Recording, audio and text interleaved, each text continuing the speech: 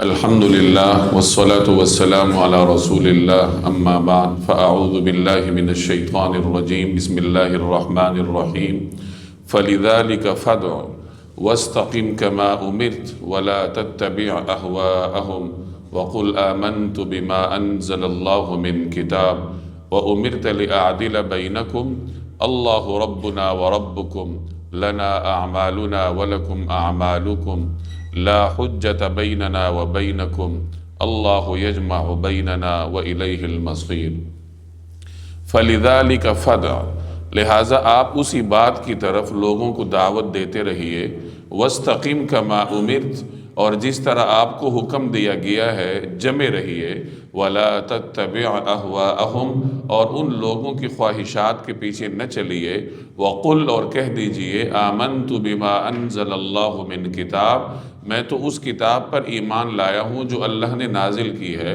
وَأُمِرْتُ لِأَعْدِلَ بَيْنَكُمْ، اور مجھے حکم دیا گیا ہے کہ میں تمہارے درمیان انصاف کروں، اللہ ربنا وربکم، اللہ ہمارا بھی رب ہے تمہارا بھی رب ہے، لنا اعمالنا ولکم اعمالکم، ہمارے اعمال ہمارے لیے ہیں اور تمہارے اعمال تمہارے لیے ہیں، لا حجت بیننا وبینکم، ہمارے اور تمہارے درمیان کوئی بحث نہیں، اللہ یجمع بیننا، اللہ ہم سب کو جمع کرے گا، وإلیہ المصیر، اور اسی کے پاس آخر سب کو لوٹنا ہے۔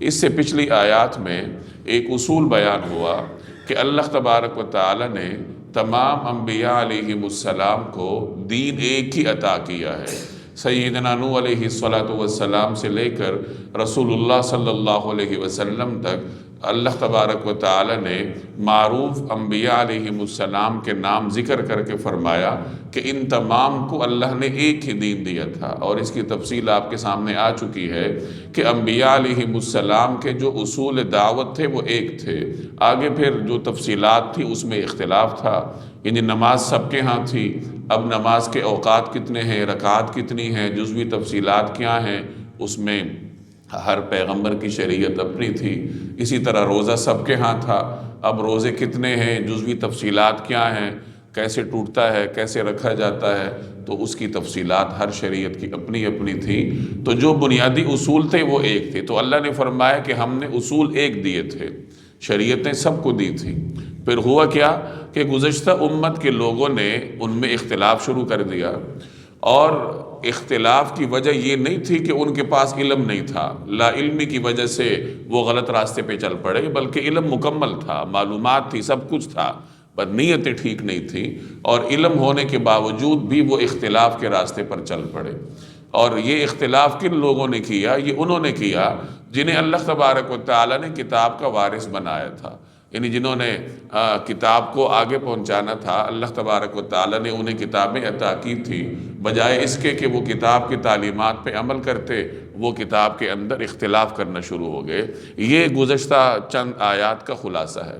اب یہاں مسلمانوں کو اس آیت کے ذریعے کچھ اصول بتائے جا رہے ہیں۔ فرمایا فَلِذَلِكَ فَادْعُ، لہٰذا اے پیغمبر آپ اسی بات کی طرف لوگوں کو دعوت دیتے رہیے، لہٰذا یعنی چونکہ گزشتہ لوگوں نے اختلاف کیا تھا، تو اس امت کا یہ بنیادی فرض ہے کہ وہ دعوت کے ذریعے لوگوں کو اکٹھا کرے، یعنی دعوت ایسی دی جائے تاکہ لوگ کیا ہو جائیں، جمع ہو جائیں۔ گزشتہ امتوں نے اپنی کتاب ضائع کر دی، تو اے پیغمبر آپ ان کو اسی بات کی طرف دعوت دیجئے جس کی طرف آپ کی طرف وحی کی گئی، جو آپ کو تعلیمات دی گئی ہیں، تو آپ آگے ان تک پہنچائیے۔ اور امت کا یہ کام ہے کہ وہ نبی کریم صلی اللہ علیہ وسلم کی تعلیمات کو آگے پہنچائے۔ تو دعوت کے مقاصد میں سے ایک مقصد یہ ہوتا ہے کہ لوگوں کو اتحاد کی طرف بلایا جائے، لوگوں کو یکسانیت کی طرف بلایا جائے، یہ دعوت کے اصولوں میں سے ہے، داعی کے بنیادی اخلاقیات میں سے ہے۔ دعوت میں ایسی بات نہیں کی جاتی جس میں مخاطب اور ہمارے درمیان کوئی اختلاف ہو۔ فرض کیجئے آپ نے کسی تک کوئی بات پہنچانی ہے، تو ظاہر ہے کہ آپ کے اور اس کے درمیان 100% یکسانیت تو نہیں ہوگی، کہیں نہ کہیں تو اختلاف ہوگا، کہیں اشتراک ہوگا، تو بات کے آغاز میں ہمیشہ مشترک باتوں کو زیر بحث لایا جاتا ہے۔ جیسے قرآن کریم یہود کو اور نصارہ کو دعوت دیتا ہے، پیچھے آپ نے پڑھا ہے قُلْ تَعَالَوْا، قُلْ يَا أَهْلَ الْكِتَابِ وہ ایک آیت ہے جس میں اللہ تعالیٰ انہیں تعالوا الی کلمۃ سواء بیننا و بینکم، کہ آؤ ایک ایسے کلمے کی طرف جو ہمارے اور تمہارے درمیان مشترک ہے. یعنی یہود کو دعوت دی جا رہی ہے اور دعوت کی بنیاد باہمی مشترک چیز کو بنایا جا رہا ہے. اور مشترک چیز کیا تھی؟ توحید. یہود بھی اللہ کی توحید کے قائل تھے، نصارہ بھی اللہ کی توحید کے قائل تھے، مسلمان بھی. تو یہ چیز دونوں کے درمیان مشترک ہے. تو اللہ نے بنیاد اسی کو بنایا. تعالوا الی کلمہ، آ جاؤ ایک ایسی بات کی طرف، سواء بیننا و بینکم، جو تمہارے درمیان مشترک ہے. اللہ نعبد الا اللہ ولا نشرک بہ شیئا، کہ ہم اللہ کے سوا کسی کی عبادت نہ کریں اور اس کے ساتھ کسی کو شریک نہ کریں. تو یہ قرآن کریم کا اسلوب دعوت ہے جو قرآن ہمیں سکھاتا ہے.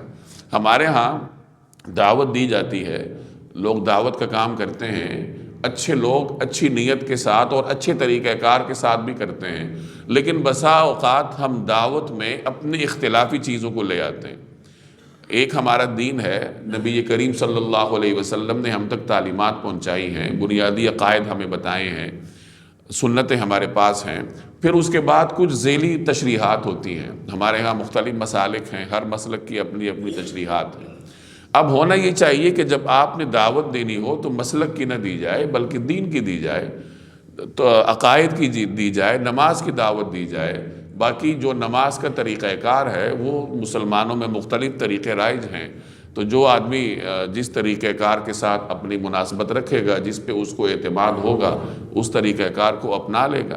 تو مسلک کی دعوت دینے کی بجائے ہمیشہ نبی کریم صلی اللہ علیہ وسلم کے لائے ہوئے دین کی اور جو تمام مسلمانوں کے درمیان چیزیں رائج ہیں ان چیزوں کی دعوت دینی چاہیے، نماز کی، روزے کی، بنیادی اخلاقیات کی. تو بہرحال یہ اس چیز کو ہمیں دعوت کا بنیاد بنانا چاہیے. تو گزشتہ امتوں نے اختلاف کیا تو رسول اللہ صلی اللہ علیہ وسلم سے فرمایا گیا کہ چونکہ ان لوگوں نے تو اپنے پاس موجود نعمت کو ضائع کر دیا ہے، اللہ نے انہیں کتاب کا وارث بنایا تھا، یہ اس کو ضائع کر بیٹھے ہیں، تو آپ کیا کیجئے، آپ ان کی طرف ان کو دعوت دیجئے اور دعوت اس چیز کی دیجئے جو اللہ نے آپ تک پہنچائی ہے. تو ایک تو مسلمانوں کو اصول یہ بتایا گیا کہ دعوت کا کام کرنا ہے. رسول اللہ صلی اللہ علیہ وسلم کی ختم نبوت کے طفیل اللہ تبارک و تعالی نے دعوت کا یہ کام امت کو سونپا ہے. گزشتہ انبیاء میں نبی کے بعد نبی آتا تھا جو دعوت کے سلسلے کو آگے بڑھاتا تھا.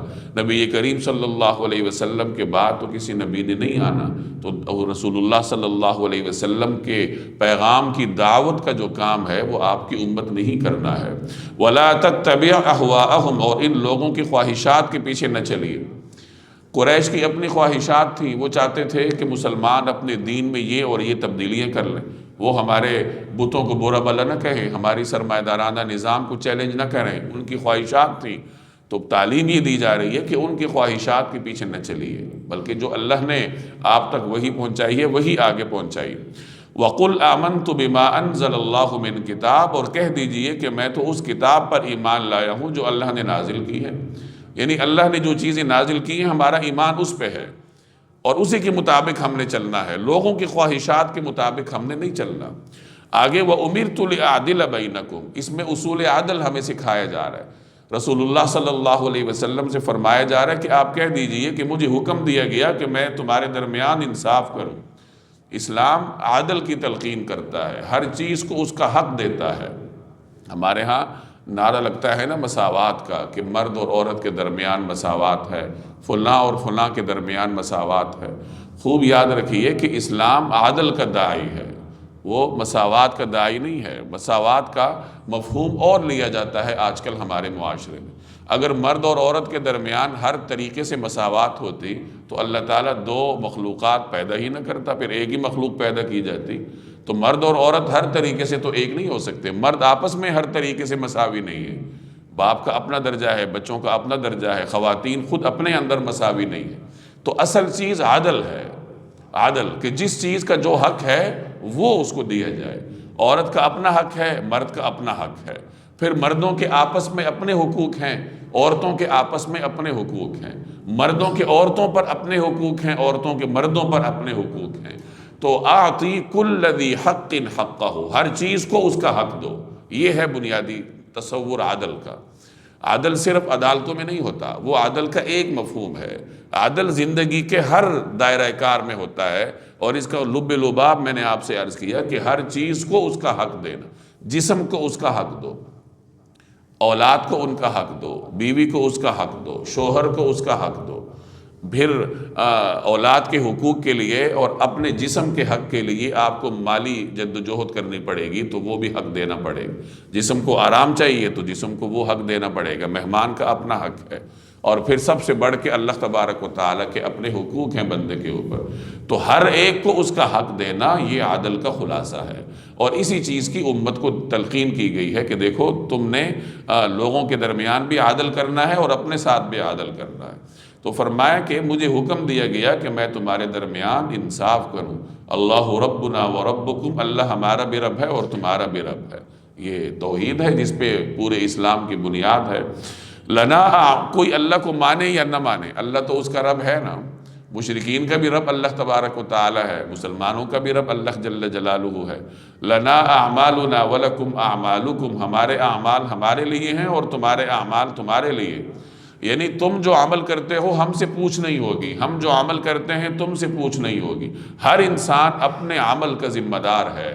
قیامت کے دن ہر ایک کو اللہ کی بارگاہ میں پیش ہو کر جواب دہی کرنی پڑے، ہر ایک کو اپنا جو حساب ہے وہ دینا پڑے گا۔ میرا حساب آپ نہیں دیں گے، آپ کا حساب میں نہیں دوں گا، باپ بیٹے کا حساب نہیں دے گا، بیٹا ماں کا حساب نہیں دے گا، ہر ایک نے اپنا حساب دینا ہے۔ لا حجت بیننا و بینکم، ہمارے اور تمہارے درمیان کوئی بحث نہیں، یعنی دین کے اصولوں میں کوئی بحث کی گنجائش نہیں ہوتی۔ یہ تو پڑھی لکھی باتیں ہیں، سمجھی ہوئی باتیں ہیں، اس میں کوئی بحث کی گنجائش نہیں۔ اللہ یجمع بیننا، اللہ نے ہم سب کو جمع کرنا ہے، وہ ہم سب کو جمع کرے گا۔ مشرکین سے کہا جا رہا ہے کہ دیکھو آج تو تم پروپیگنڈے کر رہے ہو، اب یہ جس زمانے میں یہ آیت نازل ہوئی تو اس کے حالات کو پیش نظر رکھیں کہ ہر طریقے سے مسلمانوں کا راستہ روکا جا رہا تھا، پروپیگنڈے کر رہے تھے مشرکین، مسلمانوں پر تشدد کرتے تھے، مسلمانوں کو تکلیفیں پہنچاتے تھے، اذیتیں پہنچاتے تھے۔ تو ان سے کہا جا رہا ہے کہ دیکھو دنیا میں تو جو کرنا ہے تم کر رہے ہو، تمہارے پاس طاقت ہے، لیکن یاد رکھو اللہ نے ہمیں جمع کرنا ہے قیامت کے دن۔ وَإِلَيْهِ الْمَصِيرُ، اور اسی کے پاس آخر سب کو لوٹنا ہے۔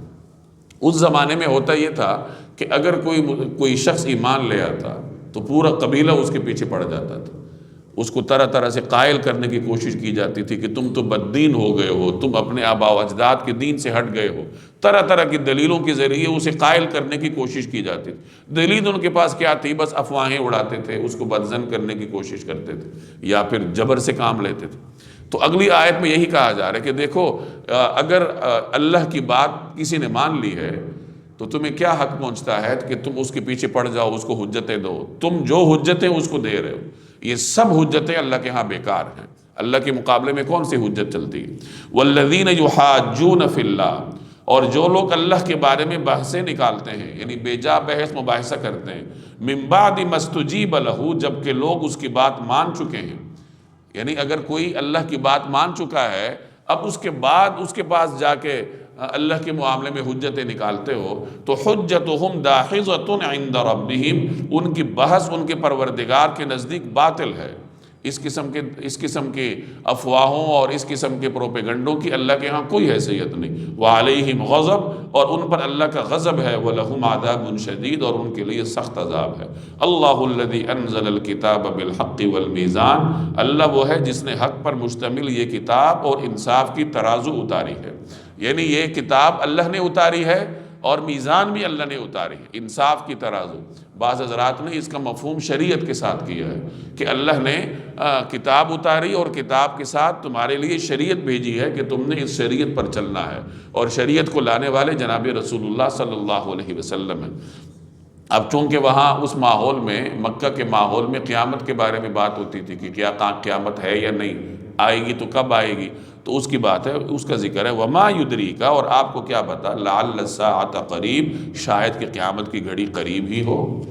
اب قیامت کی گھڑی کا انکار کون کرتے ہیں یا اس کے بارے میں سوالات کون کرتے ہیں؟ جو قیامت پہ ایمان نہیں رکھتے، اور جو اہل ایمان ہیں ان کا طرز عمل کیا ہے کہ وہ قیامت کی تیاری کرتے ہیں، جیسے میں نے پچھلی درس میں بھی عرض کیا تھا کہ بے جا سوالات کرنا، ایسے سوالات جن کا عمل سے کوئی تعلق نہ ہو، جو محض ذہنی ورزش ہو، وہ مسلمانوں کا، مومنین کا کوئی پسندیدہ طرز عمل نہیں ہے۔ اب قیامت کب آئے گی، کیسے آئے گی، اور اس کا کتنا وقت رہتا ہے، اس کا تعلق مسلمان سے نہیں ہے۔ مسلمان کو کہا گیا کہ اس کو چھوڑو، یہ دیکھو کہ تمہارا عمل کیا ہے۔ تو اسی کا ذکر ہے کہ قیامت کے بارے میں مشرکین کا طرز عمل کیا ہے، یستعجل بها الذین لا یؤمنون بها، جو لوگ اس پہ ایمان نہیں رکھتے وہ اس کے آنے کی جلدی مچاتے ہیں، کہتے ہیں کہاں ہے وہ، لے آؤ، جو عذاب کی دھمکی ہے وہ لے آؤ۔ اور مومنین کیا کرتے ہیں، والذین آمنوا مشفقون منها، اور جو لوگ ایمان لائے ہیں وہ اس سے سہمے رہتے ہیں، قیامت سے گھبرائے ہوتے ہیں کہ کہیں قیامت آ نہ جائے اور ہماری تیاری نہ ہو، وہ تیاری کرتے ہیں۔ وَيَعْلَمُونَ أَنَّهَا الْحَقُّ، اور جانتے ہیں کہ وہ برحق ہے، یعنی آنا ہے اس نے۔ أَلَا إِنَّ الَّذِينَ يُمَارُونَ فِي السَّاعَةِ، ارے جو لوگ قیامت کے بارے میں بحثیں کر رہے ہیں، لَفِي ضَلَالٍ بَعِيدٍ، وہ گمراہی میں بہت دور چلے گئے ہیں۔ اللہ لطیف بعبادی، اللہ اپنے بندوں پر بہت مہربان ہے۔ یرزق من یشاء، وہ جس کو چاہتا ہے رزق دیتا ہے۔ وہو القوی العزیز، اور وہی ہے جو قوت کا بھی مالک ہے، اقتدار کا بھی مالک ہے۔ اللہ لطیف بعبادی، اللہ تعالیٰ اپنے بندوں پر بہت مہربان ہے۔ لطیف کے دو مفہوم ہیں، ایک تو یہ کہ مہربان، اور دوسرا باریک بین۔ مہربان اور باریک بین، اس کو ملائے دونوں مفہوموں کو تو پھر ترجمہ مفہوم یہ نکلتا ہے کہ اللہ تعالیٰ اپنے بندوں کو باریک بینی کے ساتھ دیکھتا ہے، ان کا علم رکھتا ہے، اور پھر ان پر مہربانی کرتا ہے۔ یعنی اللہ بہت باریک بین ہے اور مہربان ہے، اور چونکہ وہ باریک بین ہے، بندوں کی ہر باریکی سے واقف ہے، تو پھر وہ اسی کے مناسب اپنے بندوں پر مہربانیاں بھی کرتا ہے۔ بندوں کو رزق چاہیے ہوتا ہے تو اللہ تبارک و تعالیٰ انہیں رزق دیتا ہے، اور پھر رزق سب کو برابر نہیں دیتا، اسباب سب کے لیے برابر ہیں لیکن نتائج سب کے لیے برابر نہیں ہیں، اس میں اس کی اپنی حکمتیں ہیں تاکہ دنیا کا نظام چلے۔ وہ رزق تو سب کو دیتا ہے، مومن کو بھی دیتا ہے اور غیر مسلم کو بھی دیتا ہے، گناہگار کو بھی دیتا ہے، نیکوکار کو بھی دیتا ہے، اس کے اپنی حکمتیں ہیں، اپنی حکمتوں کے مطابق وہ اپنے بندوں کے درمیان رزق تقسیم کرتا ہے۔ وہو القوی العزیز، جو وہ قوت کا بھی مالک ہے، اقتدار کا بھی مالک ہے۔ بعض علماء فرماتے ہیں کہ اگر کوئی آدمی روزانہ 70 دفعہ اس آیت کا ورد کرے تو اللہ تعالیٰ اس کا رزق کھول دیتا ہے۔ اللہ لطیف بعبادہ یرزق من یشاء وہو القوی العزیز۔ من کان یرید حرث الآخرۃ نزید لہ فی حرثہ، جو شخص آخرت کی کھیتی چاہتا ہو، حرث الآخرہ، حرث کہتے ہیں کھیتی کو، جو آخرت کی کھیتی چاہتا ہو ہم اس کی کھیتی میں اور اضافہ کریں گے۔ ومن کان یرید حرث الدنیا، اور جو شخص دنیا کی کھیتی چاہتا ہو، نؤتہ منہا، ہم اسے اسی میں سے دے دیں گے۔ وما لہ فی الآخرۃ من نصیب، اور آخرت میں اس کا کوئی حصہ نہیں۔ دیکھیے کسان کھیتی کاشت کرتا ہے، یہاں رزق کو کھیتی سے تشبیہ دی گئی ہے۔ کسان کھیتی کاشت کرتا ہے، اس کا مقصد کیا ہوتا ہے؟ محنت کرتا ہے، بیج بوتا ہے، پھر اس کی نگہبانی کرتا ہے، رکھوالی کرتا ہے۔ مقصد کیا ہے کہ کل کو میں فصل کاٹوں اور اس سے مجھے فائدہ ہو۔ اسی طریقے سے مومن بھی محنت کرتا ہے آخرت کے معاملے میں، وہ آخرت پہ نظر رکھتا ہے، اس کی کھیتی آخرت کی ہوتی ہے۔ وہ دنیا میں جو بھی عمل کرتا ہے اس نیت سے کرتا ہے کہ آخرت میں اللہ تعالیٰ مجھے اس کا بدلہ عطا فرمائے۔ تو اللہ فرما رہے ہیں کہ مومن آخرت کے لیے جو فصل کاشت کر رہا ہے، کل قیامت کے دن اللہ پورا دے گا ان کو، بلکہ اضافہ بھی دے گا۔ اضافہ کیسے دے گا کہ ایک کے بدلے میں 70 دے گا، بلکہ ایک کے بدلے میں 700 گنا دے گا، اس سے بھی زیادہ اپنی مشیت کے مطابق اللہ تبارک و تعالیٰ بندہ مومن کو عطا کرے گا جس نے آخرت کی کھیتی کاشت کی۔ رہی بات دوسروں کی جو دنیا کے معاملے میں رہتے ہیں، جو صرف دنیا کے لیے ہی محنت کرتے ہیں، یعنی جن کی فصل صرف دنیا کے لیے ہوتی ہے، تو فرمایا اللہ اس کو اسی فصل میں سے دے دے گا، دنیا میں سے دے گا، دنیا میں سے دے گا، پوری دنیا نہیں دے گا۔ دنیا کے لیے جو کوشش کرتا ہے تو ساری دنیا تو اس کو نہیں ملتی، تھوڑی سی ملتی ہے نا۔ اللہ اپنی مشیت کے مطابق تھوڑی بہت دے دیتا ہے، اس کی توقع تو بہت زیادہ ہوتی ہے، اللہ تعالیٰ تھوڑی سی دیتا ہے۔ تو جو آدمی صرف دنیا کے لیے فصلیں کاشت کر رہا ہے، یعنی اس کی محنت کا محور دنیا ہے، تو اسے دنیا میں سے کچھ نہ کچھ حصہ تو مل جائے گا، آخرت میں کچھ نہیں ہے۔ اور جو آدمی آخرت کے لیے کر رہا ہے تو اللہ تعالیٰ اسے بڑھا چڑھا کے دے گا۔ دونوں میں فرق دیکھیں نا، کہ آخرت کی کوشش کرنے والے کو بڑھا کے ملتا ہے اور دنیا کی کوشش کرنے والے کو تھوڑا سا ملتا ہے، پوری دنیا نہیں ملتی۔ جو اللہ کو چاہتا ہے تو اللہ تعالیٰ اسے پورا عطا کرتا ہے۔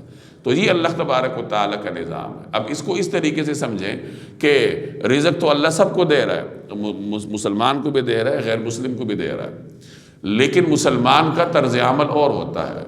وہ اگر دنیا کے لیے بھی جدوجہد کرتا ہے تو اس کی نگاہ آخرت پہ ہوتی ہے، دکان بھی بناتا ہے تو نگاہ کیا ہوتی ہے؟ آخرت پہ ہوتی ہے، ملازمت کرتا ہے تو نگاہ آخرت پہ ہوتی ہے، یعنی وہ مال بھی اللہ کے لیے کماتا ہے۔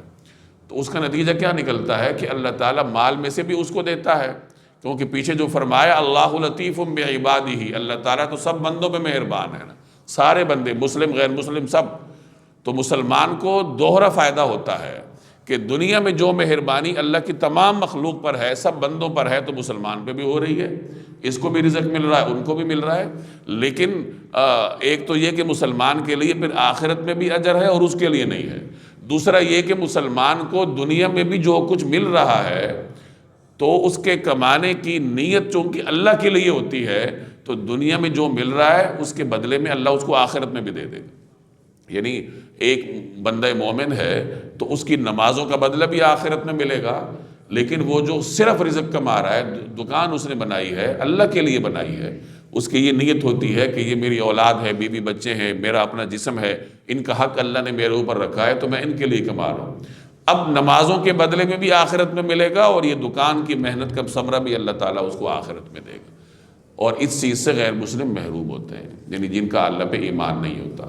رہی بات یہ کہ مادی شکل میں جو فائدہ مل رہا ہے تو وہ اللہ اس کو بھی دے رہا ہے اور دوسروں کو بھی دے رہا ہے۔ تو اس طریقے سے اللہ تبارک و تعالیٰ نے ان دونوں آیات میں رزق کا فلسفہ سمجھایا ہے کہ اللہ تعالیٰ اپنے بندوں پہ مہربان ہے، مہربانی وہ سب پہ کرتا ہے، سب کو دیتا ہے، اطاعت گزار کو بھی دیتا ہے، نافرمان کو بھی دیتا ہے۔ اطاعت گزار کا فائدہ یہ ہے کہ اس کے لیے آخرت میں بھی بہت کچھ ہے، بلکہ بہت زیادہ ہے، اور نافرمان کا نقصان یہ ہے کہ اس کے لیے صرف دنیا میں سے ہے، اور وہ بھی تھوڑا سا، پورا حصہ اس کو نہیں ملتا۔ پوری دنیا تو اللہ نے کسی کو نہیں دی نا۔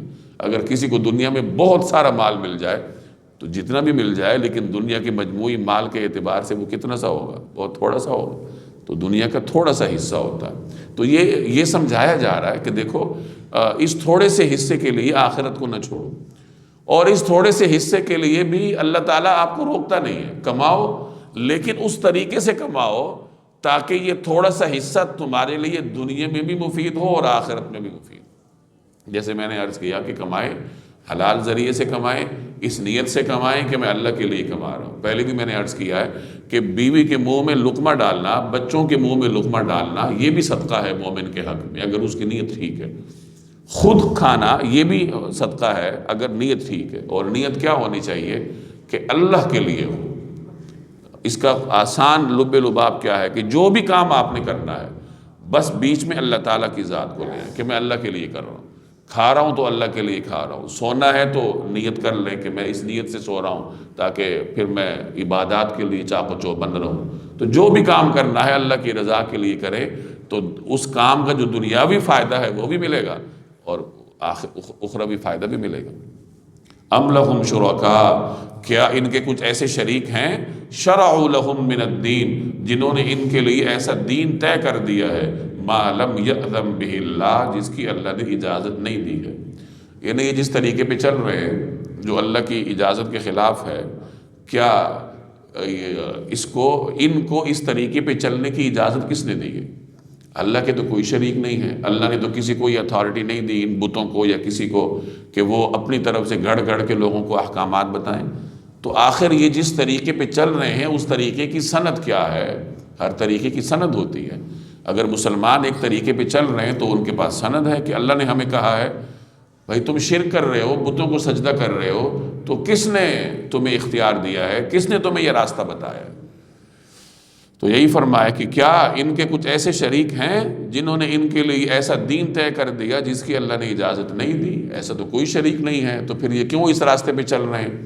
اور یہ جس طرح بغاوت کر رہے ہیں اس کا انجام تو یہ تھا کہ یہ فوری طور پر تباہ ہو جاتے، ان پہ عذاب آ جاتا، لیکن بات یہ ہے کہ اللہ نے ہر چیز کا معاملہ طے کیا ہوا ہے، عذاب کا بھی معاملہ طے ہے، ہر چیز کا وقت مقرر ہے، اس کے ہاں وقت مقرر نہ ہوتا تو یہ باقی اگلا سانس نہ لے پاتے۔ وَلَوْلَا كَلِمَةُ الْفَصْلِ، اور اگر فیصلہ کن بات طے شدہ نہ ہوتی، لَقُضِيَ بَيْنَهُمْ، تو ان کا معاملہ چکا دیا گیا ہوتا۔ وَإِنَّ الظَّالِمِينَ لَهُمْ عَذَابٌ أَلِيمٌ، اور یقین رکھو کہ ظالموں کے لیے بڑا دردناک عذاب ہے۔ آگے قیامت کا ایک منظر ہے کہ قیامت کے دن کیا ہوگا کہ یہ جو ظالم ہیں یہ اپنے اعمال سے سہمے ہوں گے کہ دنیا میں ہم شرک کرتے تھے، دنیا میں ہم یہ گناہ کرتے تھے، اب اپنے ایک ایک عمل سے یہ خوف کھا رہے ہوں گے کہ اس کا انجام کیا ہوگا۔ اور رہے مسلمان اہل ایمان عبادت گزار تو وہ خوش و خرم ہوں گے، باغات میں ہوں گے۔ تَرَى الظَّالِمِينَ مُشْفِقِينَ مِمَّا كَسَبُوا، تم ان ظالموں کو دیکھو گے کہ انہوں نے جو کمائی کی ہے اس سے سہمے ہوئے ہوں گے۔ وَهُوَ وَاقِعٌ بِهِمْ، اور وہ ان پر پڑ کے رہے گا۔ یعنی ڈرنے کا یہ مطلب نہیں کہ وہ عمل آئے ان پہ پڑے گا، نہیں، وبال ان کے اوپر آنا ہی آنا ہے۔ وَالَّذِينَ آمَنُوا وَعَمِلُوا الصَّالِحَاتِ، اور جو لوگ ایمان لائے ہیں اور انہوں نے نیک عمل کیے ہیں، فِي رَوْضَاتِ الْجَنَّاتِ، وہ جنتوں کی کیاریوں میں ہوں گے۔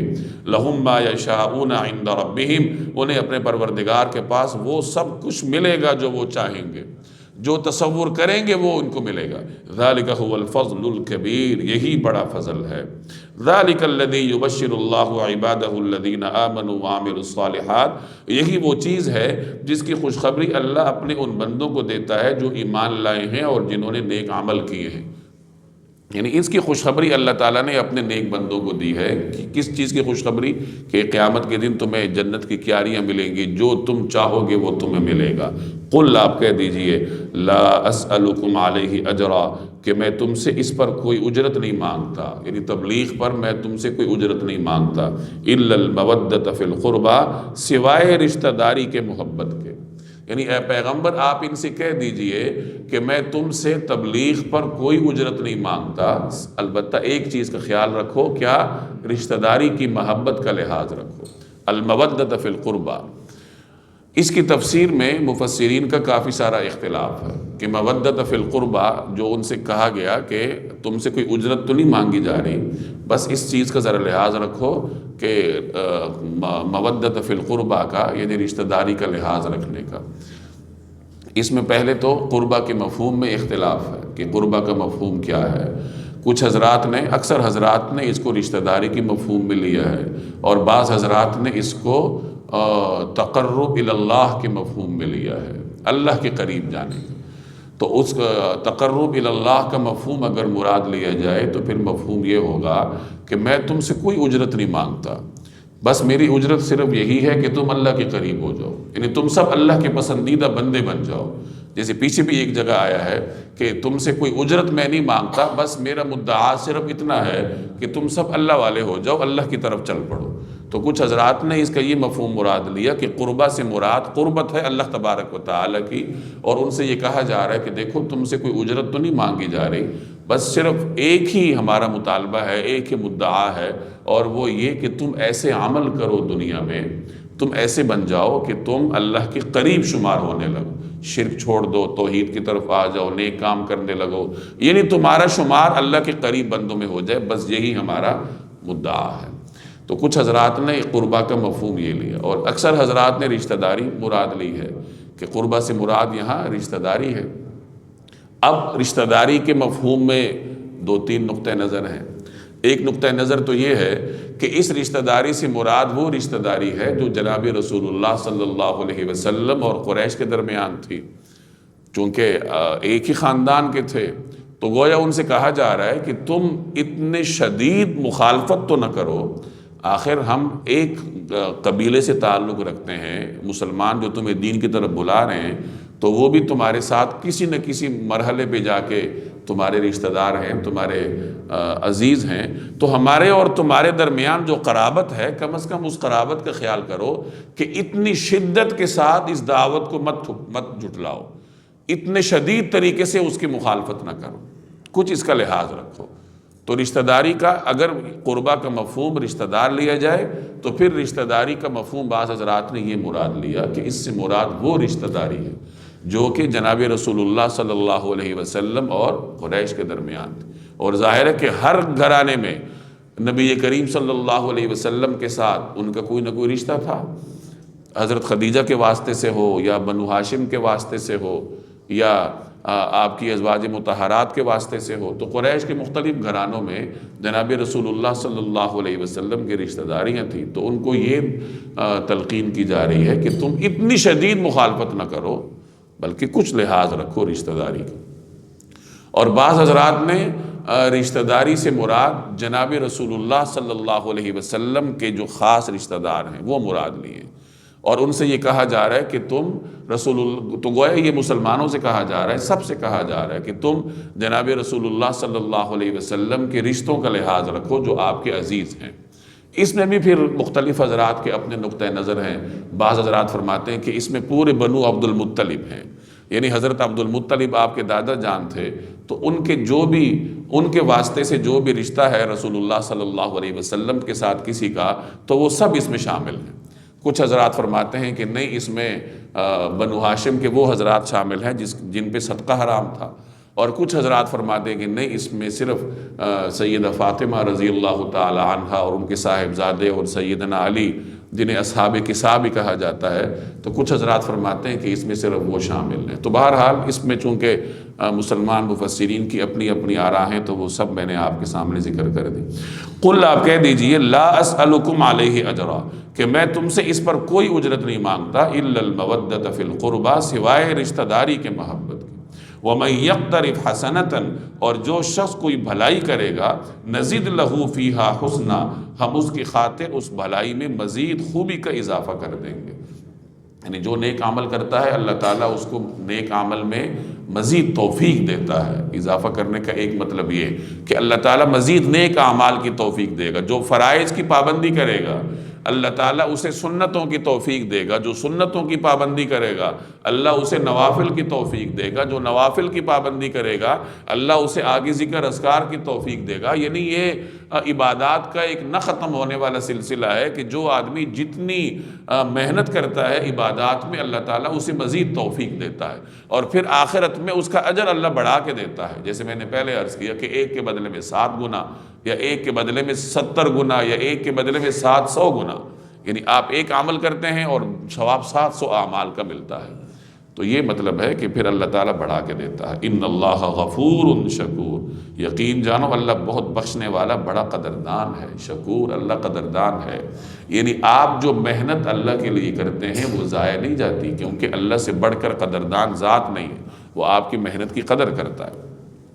ام یقولون افترا علی اللہ کذبا، بھلا کیا یہ لوگ یوں کہتے ہیں کہ اس شخص نے یہ کلام خود گھڑ کر جھوٹ موٹ اللہ کے ذمے لگایا، یعنی یہ سمجھتے ہیں کہ قرآن کریم اللہ کا کلام نہیں بلکہ یہ گویا کہ اللہ کی طرف سے خود گھڑ کے لوگوں تک پہنچایا جا رہا ہے۔ فَإِن يَشَإِ اللَّهُ، حالانکہ اگر اللہ چاہے، يَخْتِمْ عَلَىٰ قَلْبِكَ، تو تمہارے دل پر مہر لگا دے، وَيَمْحُ اللَّهُ الْبَاطِلَ، اور اللہ تو باطل کو مٹاتا ہے، وَيُحِقُّ الْحَقَّ بِكَلِمَاتِهِ، اور حق کو اپنے کلمات کے ذریعے ثابت کرتا ہے، إِنَّهُ عَلِيمٌ بِذَاتِ الصُّدُورِ، یقیناً وہ سینوں میں چھپی ہوئی باتوں تک کو جانتا ہے۔ یعنی اگر یہ کہتے ہیں کہ یہ قرآن کریم گھڑ کر سنایا جا رہا ہے، تو آپ ان سے کہہ دیجئے کہ اللہ تعالیٰ کے تو اختیار میں ہے کہ وہ گھڑنے والے کا سینہ ہی بند کر دے، یعنی اس کے سینے میں ایسی بات ہی نہ آئے جو آگے لوگوں تک پہنچائے۔ کیوں؟ اللہ تعالیٰ تو باطل کو مٹاتا ہے، تو اگر کوئی گھڑ کر سنا رہا ہے تو اللہ تبارک و تعالیٰ اس سے یہ توفیق ہی سلب کر لیتا تاکہ یہ باطل نہ پھیلنے پاتا۔ باطل کو تو اللہ نہیں پھیلنے دیتا۔ جتنے جھوٹے نبی گزرے ہیں کسی کے زبان سے کوئی ڈھنگ کا کلام نہیں نکلا۔ مسیلمہ کذاب عرب تھا، لیکن جب اس نے اللہ کے نام پر جھوٹ بولنا چاہا، لوگوں کو کہا، یہ کہنے لگا کہ تم قرآن کریم سنتے ہو، میرے اوپر بھی وحی نازل ہوتی ہے، تو آپ وہ جو وحی کے نام پر لوگوں کو سناتا تھا وہ آپ پڑھ لیجیے، عجیب اوٹ پٹانگ واقعات قسم کی باتیں۔ یہی بر صغیر میں جو مرزا قادیانی گزرا ہے اس کی کتابیں آپ پڑھ لیں، کتابیں اس نے لکھی ہوئی ہیں، اس کی باتیں موجود ہیں، اوٹ پٹانگ قسم کی باتیں۔ یعنی ایک عام انسان کی جو گفتگو ہوتی ہے، جھوٹا پیغمبر وہ گفتگو بھی نہیں کر سکتا، کیونکہ اللہ کی طرف سے اس کا سینہ ہی بند ہے، مہر لگی ہوئی ہے، کوئی سیدھی بات وہ کر ہی نہیں سکتا، اوٹ پٹانگ باتیں کرے گا۔ اس کی باتیں اللہ تبارک و تعالیٰ پھیلانا نہیں چاہتا۔ کبھی کسی قادیانی سے آپ نے سنا کہ وہ مرزے کا کوئی جملہ آپ کو سنا رہا ہو یا کسی کو سنا رہا ہو، یا اس کی کوئی کتاب انہوں نے کسی کو دی ہو کہ جی یہ کتاب پڑھ لیجیے؟ مسلمان تو فخر سے حدیث کی کتاب دوسرے کو دیتا ہے نا کہ جی یہ پڑھ لیجیے، اس میں آپ کو نور ملے گا۔ تو کوئی قادیانی یہ جرت کر سکتا ہے کہ مرزا کی کوئی کتاب کسی کو دے دے کہ یہ پڑھ لیجیے؟ کیونکہ اس میں ہے ہی واہیات چیزیں۔ تو یہ مطلب ہے اس کا کہ اللہ تعالیٰ باطل کو مٹاتا ہے۔ اور اگر قریش کو کہا جا رہا ہے کہ اگر تم یہ سمجھتے ہو کہ یہ قرآن کریم الیاذ باللہ سچ نہیں ہے، یہ اللہ کی طرف سے نہیں ہے، تو پھر اللہ تعالیٰ مطلب ان کا سینہ ہی بند کر دیتا، وہ آپ تک پہنچا ہی نہ پاتے۔ یہ کیسے ہو سکتا ہے کہ اتنا فصیح و بلیغ کلام ہو جو لوگوں میں پھیلتا جا رہا ہو اور لوگ اس کو قبول کرتے جا رہے ہو، جو اس کو سنے اور اس کے اوپر اثر انداز ہو رہا ہو، اور تم یہ سمجھو کہ یہ تو اللہ کی طرف سے نہیں ہے؟ تو ایسا تو ہو نہیں سکتا۔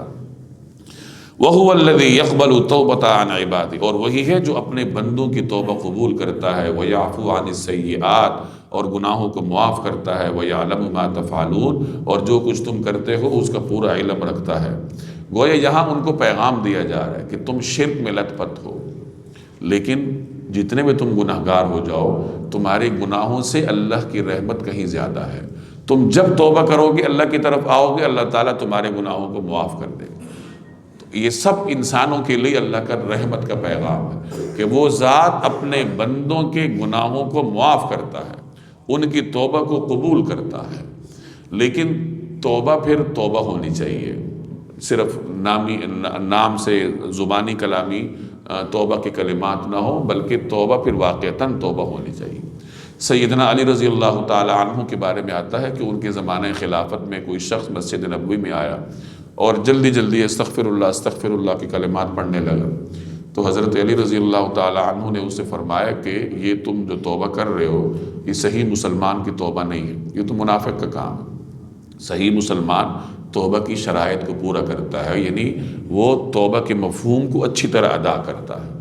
پھر انہوں نے فرمایا کہ توبہ کے لیے سب سے پہلے تو یہ ہے کہ اپنے گناہوں پر ندامت کرو، یعنی گناہوں کا استحضار کر کے پھر اس پہ شرمسار ہو جاؤ، تاکہ انسان زبان سے جب توبہ کرے تو معافی مانگے تو پھر اس کے دل سے آہ نکلے نا، آواز نکلے۔ تو سب سے پہلی شرط یہ ہے کہ جو آپ نے گناہ کیے ہیں، جو ہم نے گناہ کیے ہیں، تو ہم ان کا استحضار کریں اور ان کے اوپر شرمسار ہوں۔ دوسرا کام یہ کہ اگر فرائض میں کوتاہی کی ہے، نمازوں میں کوتاہی کی ہے، تو ان کو ادا کیا جائے، یعنی ان کی قضا لائی جائے۔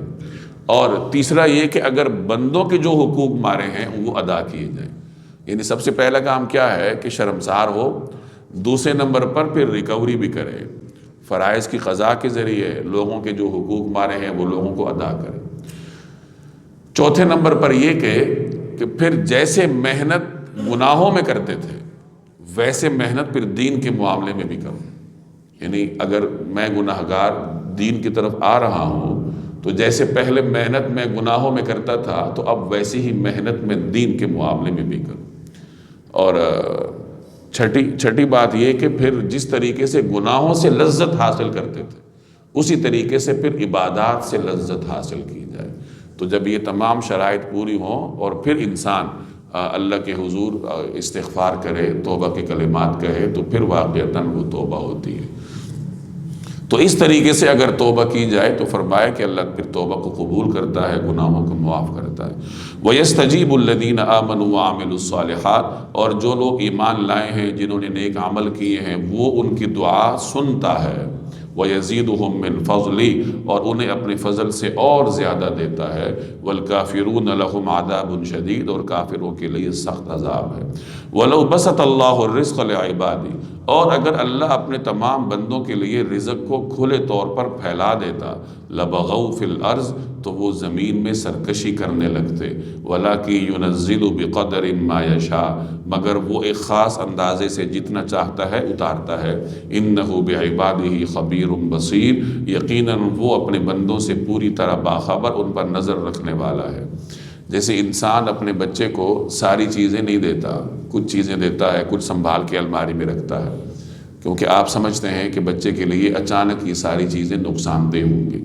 اللہ تعالیٰ اپنے بندوں کا خالق ہے، ان کا پروردگار ہے، تو اس نے جن بندوں کو پیدا کیا ہے تو اللہ تعالیٰ ان بندوں کی ایک ایک رگ سے واقف ہے، اپنے بندوں کے مزاج سے واقف ہے، تو وہ انہیں اچانک سے سارا رزق نہیں دیتا، یا اس کے پاس رزق کے جتنے خزانے ہیں وہ اس نے بندوں کے لیے عام نہیں کر دی، سب ان کے لیے قابل رسائی نہیں کی، بلکہ اللہ جل جلالہ اپنی مشیت کے مطابق رزق بندوں پہ اتارتا ہے تھوڑا تھوڑا کر کے، کسی کو کتنا دیا، کسی کو کتنا دیا، ہر ایک کی حکمت کے موافق اللہ ان کو رزق دیتا ہے۔ بسا اوقات ایک امیر آدمی ہے، اللہ نے اسے رزق دیا ہے، کیونکہ اس کا مزاج ایسا ہے کہ اگر اس سے رزق چھین لیا جائے تو اس کا عقیدہ خطرے میں پڑ جائے گا، تو اس مزاج کی وجہ سے اللہ تبارک و تعالیٰ اسے رزق کھلا دیتا ہے۔ بسا اوقات کوئی فقیر ہوتا ہے اور اس کا مزاج یہ ہے کہ اگر اس کو رزق کھلا مل جائے تو اس کا عقیدہ خراب ہو جائے گا، تو اسے خرابی سے بچانے کے لیے اللہ تبارک و تعالیٰ اس کے رزق کو تنگ رکھتا ہے۔ یہ تو اللہ کے فیصلے ہیں، ہم تو ظاہر بین لوگ ہیں، ایک خاص حد تک ہماری نگاہ جاتی ہے، اسی بنیاد پر ہم فیصلے کرتے ہیں۔ وہ مالک و کل کائنات کا مالک ہے، بندوں کا خالق ہے، اسے معلوم ہے کس بندے کو کتنا رزق دینا ہے۔ وَهُوَ الَّذِي يُنَزِّلُ الْغَيْثَ مِن بَعْدِ مَا قَنَطُوا، اور وہی ہے جو لوگوں کے نا امید ہونے کے بعد بارش برساتا ہے۔ لوگ نا امید ہوتے ہیں کہ اب تو بارش نہیں ہوگی، اچانک اللہ بارش برسا دیتا ہے۔ وَيَنشُرُ رَحْمَتَهُ، اور اپنی رحمت پھیلا دیتا ہے۔ وَهُوَ الْوَلِيُّ الْحَمِيدُ، اور وہی ہے جو قابل تعریف رکھوالا ہے۔ وَمِنْ آیَاتِهِ خَلْقُ السَّمَاوَاتِ وَالْأَرْضِ، اور اس کی نشانیوں میں سے ہے آسمانوں اور زمین کی پیدائش۔ یہ بار بار یہ نشانی ذکر کی جا رہی ہے کہ آسمانوں اور زمین پر غور کر لو تو تم اللہ تک پہنچ جاؤ گے۔ وَمَا بَثَّ فِيهِمَا مِن دَابَّةٍ، اور وہ جاندار جو اس نے دونوں میں پھیلا رکھے، یعنی یہ بھی اللہ کی نشانی ہے۔ وَهُوَ عَلَى جَمْعِهِمْ إِذَا يَشَاءُ قَدِيرٌ، اور وہ جب چاہے ان کو جمع کرنے پر پوری قدرت رکھتا ہے۔ وَمَا أَصَابَكُم مِّن مُّصِيبَةٍ، اور تمہیں جو کوئی مصیبت پہنچتی ہے فَبِمَا كَسَبَتْ أَيْدِيكُمْ، وہ تمہارے اپنے ہاتھوں کیے ہوئے کاموں کی وجہ سے پہنچتی ہے۔ وَيَعْفُو عَن كَثِيرٍ، اور بہت سے کاموں سے تو وہ درگزر ہی کرتا ہے۔ انسان پر دنیا میں تکلیفیں آتی ہیں، آزمائشیں آتی ہیں۔ اب یہ جو آزمائشیں آتی ہیں اللہ تبارک و تعالیٰ کے ہاں اس کی حکمتیں الگ الگ ہوتی ہیں، انسانوں کے اعتبار سے، ان کی طبیعتوں کے اعتبار سے، ان کے کاموں کے اعتبار سے ان کی حکمتیں الگ ہوتی ہیں۔ کسی پر اللہ آزمائش بھیجتا ہے اس کے گناہوں کی وجہ سے، کہ کسی کے گناہ زیادہ ہیں تو اللہ تعالیٰ گناہوں کی وجہ سے اس پر مصیبت بھیج دیتا ہے۔ اب اگر وہ مسلمان ہے تو اس مصیبت بھیجنے کا مقصد ایک یہ بھی ہوتا ہے کہ اس کے گناہ معاف ہو جائیں۔ مومن پر جو بھی مصیبت آتی ہے اس کے بدلے میں اللہ اس کے گناہوں کو معاف کرتا ہے۔ جسمانی تکلیف ہے، مالی تکلیف ہے، ذہنی تکلیف ہے، کسی بھی قسم کی تکلیف ہے، اگر مومن پر آتی ہے تو اللہ تبارک و تعالیٰ اس کے بدلے میں اس کے گناہوں کو معاف کرتا ہے۔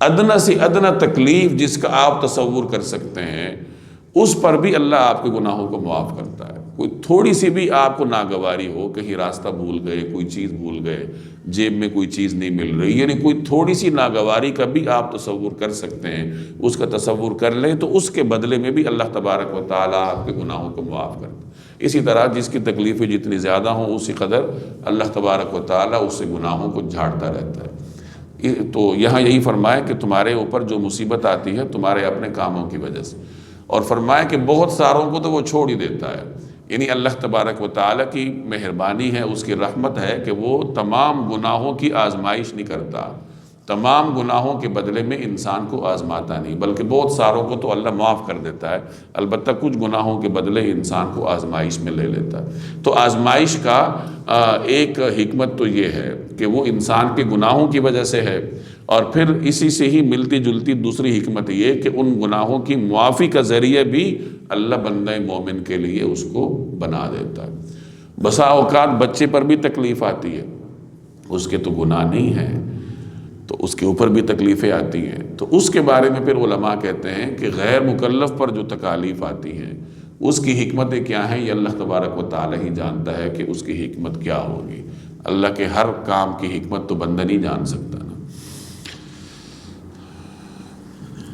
وَمَا أَنْتُمْ بِمُعْجِزِينَ فِي الْأَرْضِ، اور تمہاری مجال نہیں ہے کہ زمین میں اللہ کو عاجز کر سکو، یعنی تم کہیں بھاگ کے نہیں جا سکتے۔ وَمَا لَكُم مِّن دُونِ اللَّهِ مِن وَلِيٍّ وَلَا نَصِيرٍ، اور اللہ کے سوا تمہارا نہ کوئی رکھوالا ہے نہ مددگار۔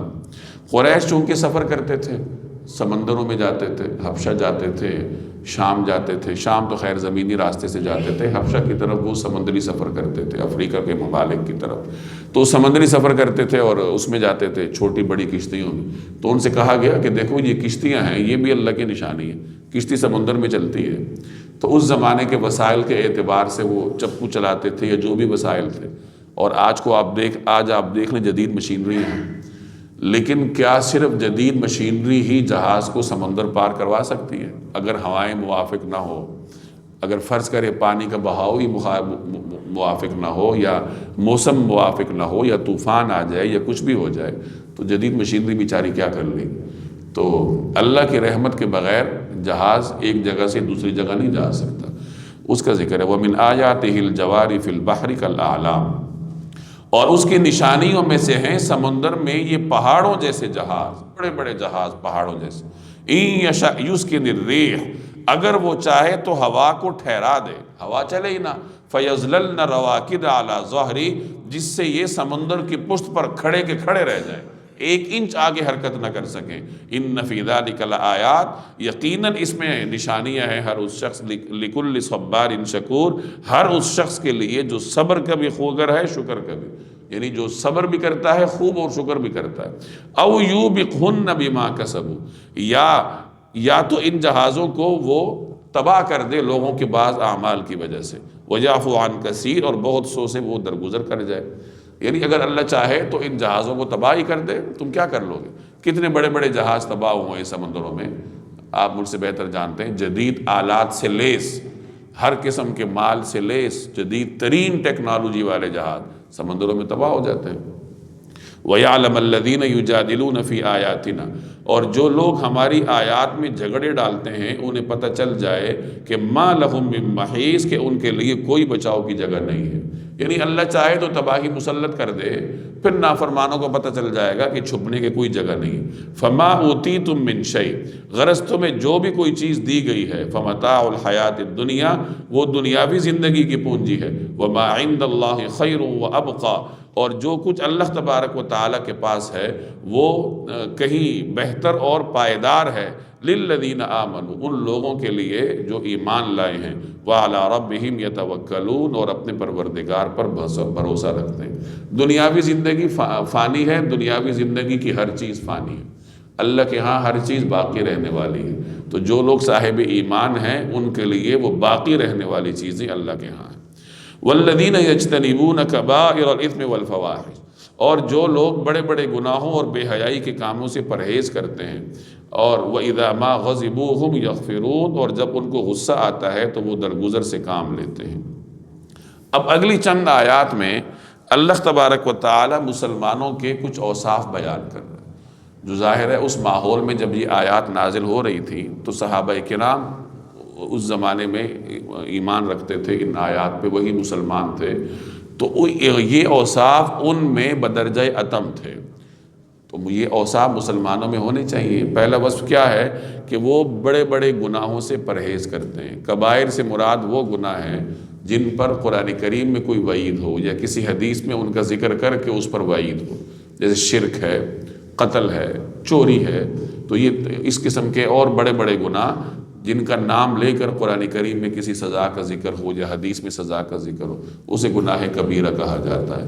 تو مسلمان کبیرہ سے اجتناب کرتا ہے، اسی طرح فواحش سے اجتناب کرتا ہے۔ فواحش سے مراد بے حیائی کے کام، یعنی زنا ہے یا زنا کی طرف بلانے والے جتنے بھی کام ہیں، بد نظری ہے، اسی طرح مخلوط اجتماعات ہیں، یا لباس کی پوری طریقے سے پابندی نہیں ہے، تو ہر وہ کام جو انسان کو زنا کی طرف لے کے جاتا ہے وہ سب فواحش کے زمرے میں آتے ہیں، اور مسلمان فواحش سے پرہیز کرتا ہے۔ اور تیسری صفت اس میں یہ ہوتی ہے کہ جب اسے غصہ آتا ہے تو وہ غصے میں رد عمل دینے کی بجائے معاف کرتا ہے۔ اسی طریقے سے مسلمان اللہ کی ہر بات کو مانتا ہے، یعنی اللہ جو حکم دیتا ہے وہ اسے مانتا ہے، نماز قائم کرتا ہے، اور مسلمان اپنے باہمی معاملات مشورے کے ذریعے طے کرتا ہے، اور اللہ تبارک و تعالی جو اسے رزق دیتا ہے وہ اس میں سے خرچ کرتا ہے۔ تو یہ مسلمانوں کے اوصاف ہیں جو ان آیات میں بیان ہو رہے ہیں۔ والذین استجابوا لربہم، اور جنہوں نے اپنے پروردگار کی بات مانی ہے، واقاموا الصلاۃ، اور نماز قائم کی ہے، وامرهم شورى بینہم، اور ہم نے انہیں جو رزق دیا ہے وہ وامرهم شورى بینہم، اور ان کے معاملات آپس کے مشورے سے طے ہوتے ہیں، ومما رزقناہم ينفقون، اور ہم نے انہیں جو رزق دیا ہے اس میں سے وہ خرچ کرتے ہیں۔ یہ مشورے کی بات پچھلے درس میں بھی آئی تھی جب اس سورت کے نام پر ہم نے بات کی تھی۔ اسی آیت کی وجہ سے اس آیت میں شورا کا ذکر ہے، تو اس مناسبت سے اس سورت کا نام سورۃ الشورى ہے۔ مسلمانوں کو مشورے کا حکم دیا گیا۔ جناب رسول اللہ صلی اللہ علیہ وسلم نے امت کو مشورہ سکھانے کے لیے صحابہ سے مشورہ فرمایا۔ مختلف معاملات میں آپ علیہ السلام صحابہ سے مشورہ فرماتے تھے، تو امت کو تلقین کی ہے کہ آپس کے معاملات مشورے سے طے کیا کرو۔ وجہ یہ ہے، خاص طور پر اجتماعی معاملات میں اگر آپ فیصلہ کرتے ہیں تو آپ کے فیصلے کی اچھائی یا برائی کا تعلق صرف آپ سے نہیں دوسروں سے بھی ہے، تو اس معاملے میں دوسروں کی رائے کا جاننا یہ آپ کے لیے اہم ہے کہ کہیں ایسا نہ ہو کہ آپ کا فیصلہ ان کے لیے وبال بن جائے، چاہے گھر میں ہو چاہے ادارے میں ہو کہیں پر بھی ہو۔ تو مسلمان کو اس لیے مشورہ سکھایا گیا۔ مشورے کی بڑی برکتیں ہیں، اللہ تبارک و تعالی مشورے کی برکت سے مسلمان کے معاملات کو حل کرتا ہے۔ آپ جب کسی مشکل کو مشورے میں رکھتے ہیں تو اس عمل کی برکت سے رائے دینے والوں کے ذہن اللہ کھول دیتا ہے۔ مختلف لوگ آپ کو رائے دیں گے، اس دوران آپ کے ذہن میں بھی اللہ تعالیٰ اس کا حل ڈال دے گا۔ تو ہمیشہ اس کی پابندی کرنی چاہیے کہ گھر میں کوئی کام ہے تو بیوی بچوں کو جمع کر کے ان سے مشورہ کریں، ان سے رائے لیں، اور پھر اس کے بعد فیصلہ کریں۔ فیصلے کا اختیار اللہ نے امیر کو دیا ہوتا ہے۔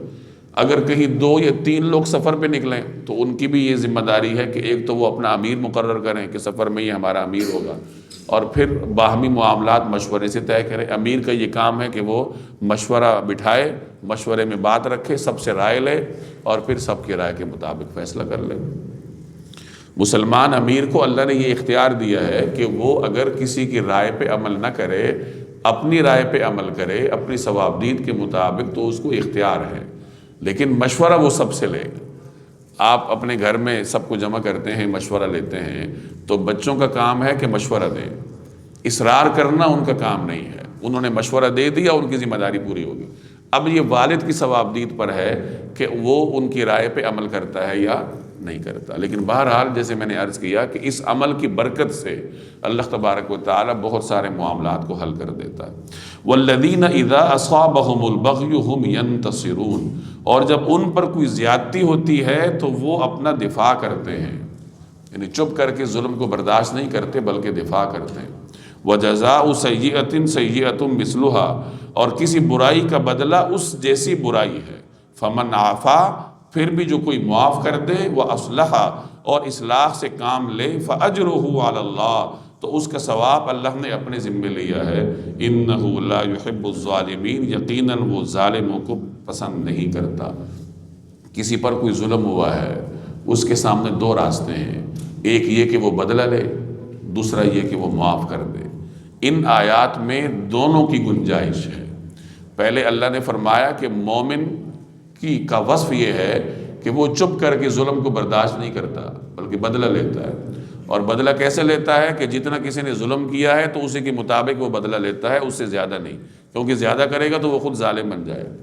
آگے پھر فرمایا کہ لیکن اگر کوئی معاف کر دے تو اس کا اجر اللہ کے ہاں ہے۔ یعنی یہ اعلیٰ اخلاقیات سکھائی ہیں کہ مومن کی اعلیٰ اخلاقیات تو یہ ہیں کہ وہ معاف کرے اور اجر اللہ کے اوپر چھوڑ دے۔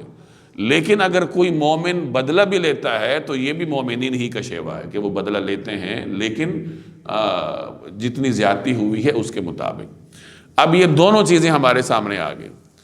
اب یہ مومن کا کام ہے کہ وہ یہ فیصلہ کرے کہ کس موقع پر کس پر عمل کرنا زیادہ بہتر ہے۔ بسا اوقات ظالم کے ظلم پر خاموش رہنا اس کے ہاتھوں کو کھلا رکھنے کا اختیار دینے کے مترادف ہے۔ آپ سر جھکاتے رہیں گے ظلم کے آگے تو ظالم شیر ہوتا جائے گا۔ یعنی کبھی کبھار ماحول کا یہ تقاضا ہے کہ آپ ظالم کے ہاتھ روکیں۔ روکنا کیسے ہے؟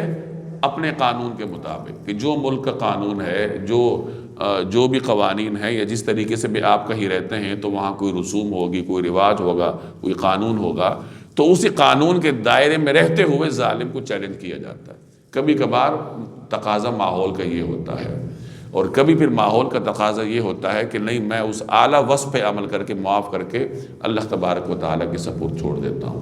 تو اللہ نے مومن کو فراست دی ہوتی ہے، وہ اپنی فراست ایمانی کی روشنی میں یہ فیصلہ کر سکتا ہے کہ میں نے کس چیز پہ عمل کرنا ہے۔ اللہ نے دونوں بیان کر دیے ہیں کہ دیکھو یہ دونوں طریقے ہیں۔ ساتھ قید بھی لگائی ہے کہ دیکھو جب ایک دفعہ دفاع کر لیا، بدلہ لے لیا، اب اس سے آگے نہیں بڑھنا ورنہ پھر تم ظالم ہو جاؤ گے۔ وَلَمَنِ انتصر بعد ظلمه، اور جو شخص اپنے اوپر ظلم ہونے کے بعد بدلہ لے، فَأُولَئِكَ مَا عَلَيْهِم مِّن سَبِيلٍ، تو ایسے لوگوں پر کوئی الزام نہیں، یعنی جو ظلم کے بقدر بدلہ لیتا ہے تو اس پہ کوئی الزام نہیں۔ انما السبیل علی الذین یظلمون الناس، الزام تو ان پر ہے جو لوگوں پر ظلم کرتے ہیں، ویبغون فی الارض بغیر الحق، اور زمین میں ناحق زیادتیاں کرتے ہیں، اولئک لہم عذاب علیم، ایسے لوگوں کے لیے دردناک عذاب ہے۔ وَلَمَنْ صَبَرَ وَغَفَرَ، اور حقیقت ہے کہ جو کوئی صبر سے کام لے اور درگزر کر جائے، إِنَّ ذَلِكَ لَمِنْ عَزْمِ الْأُمُورِ، تو یہ تو بڑی ہمت کی بات ہے۔ اب دیکھیں چند آیات میں زندگی گزارنے کے ایک کچھ خاص حالات کا پورا فلسفہ آپ کو سمجھا دیا کہ دنیا میں رہتے ہوئے بسا اوقات دوسرا آپ کے اوپر جبر کرتا ہے، ظلم کرتا ہے، اب آپ کا رد عمل کیا ہونا چاہیے، ان آیات میں اللہ نے بتا دیا۔ وَمَن يُضْلِلِ اللَّهُ، اور جسے اللہ گمراہ کر دے، فَمَا لَهُ مِن وَلِيٍّ مِّن بَعْدِهِ، تو اس کے بعد کوئی نہیں ہے جو اس کا مددگار بنے۔ اب اللہ کی گمراہ کرنے کا مطلب کیا ہے، یہ پیچھے بارہا گزر چکا ہے، تفصیل آ چکی ہے آپ کے سامنے، کہ ایک آدمی خود برائی کے راستے پہ قدم رکھتا ہے اپنے اختیار سے، اس پہ چلتا رہتا ہے تو اللہ تعالیٰ اس راستے کو اس کے لیے آسان کر دیتا ہے، پھر اس کو نہ تو کوئی مددگار ملتا ہے نہ کوئی دوست ملتا ہے۔ وَتَرَى الظَّالِمِينَ لَمَّا رَأَوُا الْعَذَابَ، اور جب ظالموں کو عذاب نظر آ جائے گا تو آپ انہیں یہ کہتا ہوا دیکھیں گے، یقولون، وَتَرَى الظَّالِمِينَ، اور آپ ظالمین کو دیکھیں گے، لَمَّا رَأَوُا الْعَذَابَ، جب انہیں عذاب نظر آ جائے گا تو اس وقت آپ ان کو کیا کرتا ہوا دیکھیں گے، یقولون، وہ کہیں گے، هل الى مرد من سبیل، کیا واپس جانے کا بھی کوئی راستہ ہے؟ یعنی قیامت والے دن جب ظالم عذاب دیکھ لیں گے تو وہ کیا کہیں گے، وہ کہیں گے کاش کوئی واپسی ہوتی، دوبارہ کوئی عمل کرنے کا موقع ملتا۔ وَتَرَاهُمْ يَعْرَضُونَ عَلَيْهَا خَاشِعِينَ مِنَ الذُّلِّ، اور آپ انہیں دیکھیں گے کہ دوزخ کے سامنے انہیں اس طرح پیش کیا جائے گا کہ وہ ذلت کے مارے جھکے ہوئے ہوں گے، يَنظُرُونَ مِن طَرْفٍ خَفِيٍّ، اور کنکھیوں سے دیکھ رہے ہوں گے، یعنی آنکھوں کے کناروں سے دائیں بائیں دیکھ رہے ہوں گے۔ وَقَالَ الَّذِينَ آمَنُوا، اور جو لوگ ایمان لا چکے ہیں وہ کہہ رہے ہوں گے، إِنَّ الْخَاسِرِينَ الَّذِينَ خَسِرُوا أَنفُسَهُمْ، کہ واقعی اصل خسارے میں وہ لوگ ہیں جنہوں نے قیامت کے دن اپنے آپ کو خسارے میں ڈال دیا، وَأَهْلِيهِمْ، اور اپنے اہل خانہ کو بھی، یوم القیامہ، قیامت کے دن، یعنی اصل خسارے میں تو یہ لوگ ہیں جنہوں نے آج قیامت کے دن اپنے آپ کو بھی اور اپنے اہل خانہ کو بھی نقصان میں ڈال دیا۔ اپنے آپ کو تو اپنے عمل کی وجہ سے نقصان میں ڈالا، اہل خانہ کو کیسے نقصان میں ڈالا کہ اہل خانہ بھی اس کے پیچھے چلتے تھے، عموماً جو عمل باپ کا ہوتا ہے وہی اولاد کا ہوتا ہے، وہی گھر میں رائج ہو جاتا ہے۔ اگر باپ بے نمازی ہے تو گھر والے بھی بے نمازی ہو جاتے ہیں، باپ نمازی ہے تو پھر گھر والے بھی نمازی ہوتے ہیں۔ کسی عبادت گزار بچی کی شادی کسی بے نمازی کے ساتھ ہو جائے تو بعض اوقات وہ بھی ماحول میں اسی طرح ہو جاتی ہے، کوئی سمجھدار ہو تو وہ خاوند کو نماز پہ لگا دے، ورنہ وہ بھی اسی طرح ہو جاتی۔ تو یہ مطلب ہے کہ وہ اپنے آپ کو تو برباد ہی کرتے ہیں، اپنے اہل خانہ کو بھی بربادی میں ڈال دیتے ہیں۔ اسی طرح بعض حضرات نے اس کا یہ مطلب بھی لیا ہے کہ وہ پھر جنت میں حوروں سے محروم ہو جاتے ہیں، تو جو اللہ نے انہیں اہل خانہ دینے تھے جنت میں جا کے تو وہ ان سے محروم ہو گئے، خسارے میں پڑ گئے۔ الا ان الظالمین فی عذاب مقیم، یاد رکھو کہ ظالم لوگ ایسے عذاب میں ہوں گے جو ہمیشہ قائم رہے۔ تصور تو کرے نا کہ وہ عذاب ختم ہونے والا ہی نہیں ہے، یعنی وہ ہمیشہ ہمیشہ کے لیے لامتناہی، ہمارا ذہن متناہی ہے تو ہم اس متناہی ذہن کے ساتھ اس لامتناہی کے بارے میں کیسے تصور کریں، ذہن سوچ جواب دے دیتی ہے۔ وَمَا كَانَ لَهُم مِّنْ أَوْلِيَاءَ يَنْصُرُونَهُم مِّن دُونِ اللَّهِ، اور ان کو ایسے کوئی مددگار میسر نہیں آئیں گے جو اللہ کو چھوڑ کر ان کی کوئی مدد کریں۔ وَمَن يُضْلِلِ اللَّهُ، اور جسے اللہ گمراہ کر دے، فَمَا لَهُ مِن سَبِيلٍ، اس کے لیے بچاؤ کا کوئی راستہ نہیں ہوتا۔ اسْتَجِيبُوا لِرَبِّكُمْ، لوگوں اپنے پروردگار کی بات سنو، یعنی پروردگار تمہیں کوئی حکم دے رہا ہے، سن لو، من قبل، قبل اس کے، ان یأتی یوم لا مرد له من اللہ، یعنی من قبل ان یأتی یوم لا مرد لہ من اللہ، قبل اس دن کے کہ جو آئے گا تو اللہ کی طرف سے ٹالا نہیں جائے گا، یعنی اس دن کے آنے سے پہلے پہلے جسے اللہ کی طرف سے ٹالا نہیں جائے گا، یعنی جو ٹلے گا نہیں، پھر اس نے آنا ہی آنا ہے۔ ما لکم من ملجأ یومئذ، اس دن تمہارے لیے کوئی جائے پناہ نہیں ہوگی، وما لکم من نکیر، اور نہ تمہارے لیے پوچھ گچھ کا کوئی موقع ہوگا، یعنی کوئی آدمی یہ سوال نہیں کر سکے گا کہ مجھے یہ سزا کیوں دی گئی، مجھے یہ جہنم میں کیوں بھیجا جا رہا ہے، کسی کو یہ موقع نہیں ہوگا۔ فَإِنْ أَعْرَضُوا، اگر یہ لوگ پھر بھی منہ موڑیں، فَمَا أَرْسَلْنَاكَ عَلَيْهِمْ حَفِيظًا، تو ہم نے آپ کو ان پر نگران بنا کر نہیں بھیجا۔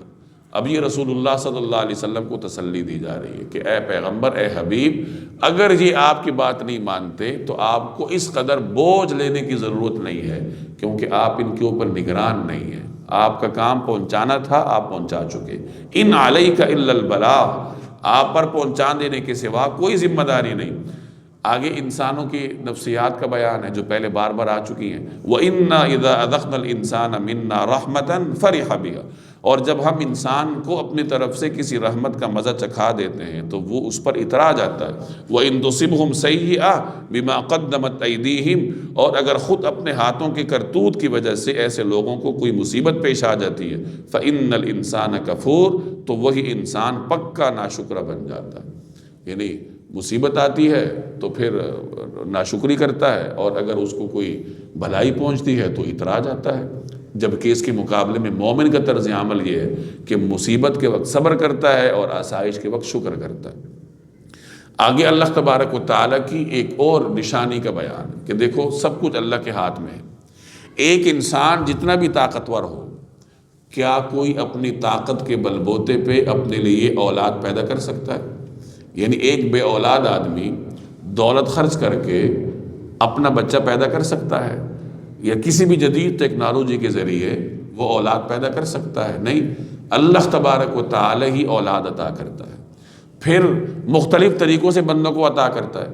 کسی کو اللہ صرف بیٹے دیتا ہے، کسی کو اللہ صرف بیٹیاں دیتا ہے، کسی کو اللہ بیٹے بھی دیتا ہے، بیٹیاں بھی دیتا ہے، اور کسی کو اللہ بے اولاد کر دیتا ہے، بانجھ کر دیتا ہے۔ تو یہ اللہ تبارک و تعالیٰ کی قدرت کی نشانیاں بکھری ہوئی ہیں جگہ جگہ۔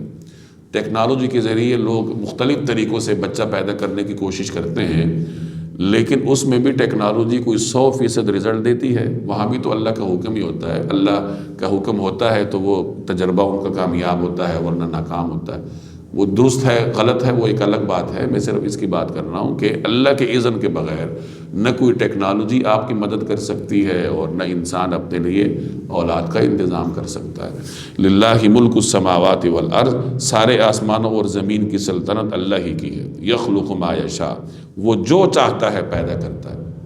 یہب لمن یشاء اناثا، وہ جس کو چاہتا ہے لڑکیاں دیتا ہے۔ وَيَهَبُ لِمَن يَشَاءُ الذُّكُورَ، اور جس کو چاہتا ہے لڑکے دیتا ہے۔ أَوْ يُزَوِّجُهُمْ ذُكْرَانًا وَإِنَاثًا، یا پھر ان کو ملا جلا کر لڑکے بھی دیتا ہے لڑکیاں بھی۔ اللہ نے سیدنا ابراہیم علیہ السلام کو صرف بیٹے دیے تھے، سیدنا لوط علیہ السلام کو صرف بیٹیاں دی تھیں، جناب رسول اللہ صلی اللہ علیہ وسلم کے صاحبزادے بھی تھے، صاحبزادیاں بھی تھیں۔ تو یہ اللہ کی تقسیم ہے، انبیاء کے درمیان بھی اور عام بندوں میں بھی اللہ تبارک و تعالیٰ جس کو چاہتا ہے اس طریقے سے اولاد دیتا ہے۔ وَيَجْعَلُ مَن يَشَاءُ عَقِيمًا، اور جس کو چاہتا ہے بانجھ بنا دیتا ہے، عقیم۔ إِنَّهُ عَلِيمٌ قَدِيرٌ، یقیناً وہ علم کا بھی مالک ہے، قدرت کا بھی مالک۔ دیکھیں نا، علیم اور قدیر دونوں آ گئے۔ اب اس کا مطلب کیا ہے کہ اللہ کس کو جو اولاد دیتا ہے یا نہیں دیتا تو اپنے علم کی بنیاد پہ یہ فیصلہ کرتا ہے کہ اس کے لیے یہ بہتر ہے، اور علم کی بنیاد پر اللہ اس کے لیے جو بہتر سمجھتا ہے اس پہ عمل درآمد کی قدرت بھی رکھتا ہے، علیم بھی ہے، قدیر بھی۔ اب اس میں ہمارے لیے یہ سبق ہے، ایک آدمی کی صرف بیٹیاں ہیں، وہ بیٹے کی خواہش میں مارا مارا پھرتا ہے۔ بیٹے کی خواہش ایک فطری ہے، اگرچہ اس کے پیچھے جو ایک نفسیات کار فرما ہے وہ غلط ہے۔ لوگ یہ سمجھتے ہیں کہ بیٹے کی وجہ سے نام رہتا ہے، حالانکہ بیٹے کی وجہ سے کہاں نام رہتا ہے۔ ہم یہاں بیٹھے ہیں، کتنے ہیں جنہیں اپنے دادا کے دادا کا نام یاد ہوگا؟ اب دادا کے دادا کو لڑکے تو ملے لیکن نام رہا نہیں، نام رہتا ہے اعمال کی وجہ سے۔ نیک عمل کی وجہ سے۔ قرآن کریم میں اس کا ذکر ہے کہ اللہ تبارک و کہ وَأَمَّا مَا يَنْفَعُ النَّاسَ فَيَمْكُثُ فِي الْأَرْضِ، کہ جو لوگوں کے لیے نفع مند ہوتا ہے اللہ اسے زمین میں ٹھہراؤ عطا کرتا ہے۔ حاتم طائی کو سب جانتے ہیں کیونکہ وہ سخی تھا، لوگوں کے لیے نفع مند تھا۔ تو یہ دنیا میں نام باقی رکھنے کا یہ اصول ہے کہ جو نافع ہوگا اللہ تعالیٰ اس کا نام برقرار رکھتا ہے۔